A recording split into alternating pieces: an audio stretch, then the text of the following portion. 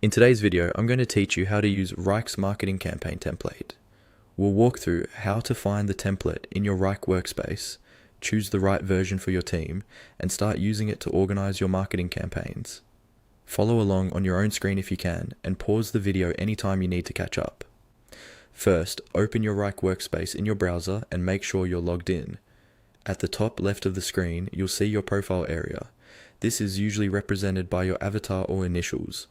Go ahead and click on that profile icon. This opens a menu that gives you access to various account level features and tools that are a bit more hidden than your everyday project views. From that menu, look for the option called Templates and Solutions and click on it.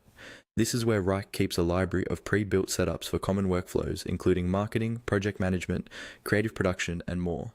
Using these templates can save you a lot of time because they come with folders, tasks, and views already structured for you.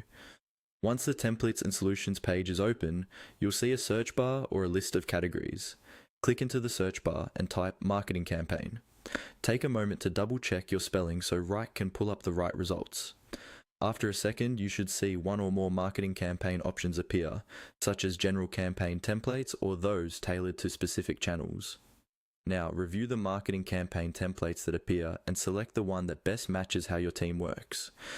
You can usually click into a template to see a short description and a preview of what's included, like task lists, stages, or dashboards. Think about the type of campaigns you run, your approval process, and the level of reporting you need.